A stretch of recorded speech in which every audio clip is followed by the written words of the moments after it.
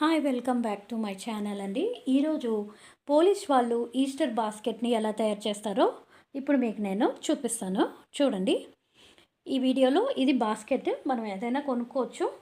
So first Jesus body represent చేస్తుంది కాబట్టి cross సింబల్లో ఉండే ఒక బ్రెడ్, అలాగే ఎగ్ అంటే రీబర్త్ చేసేదని సింబల్ ఎగ్ అనమాట.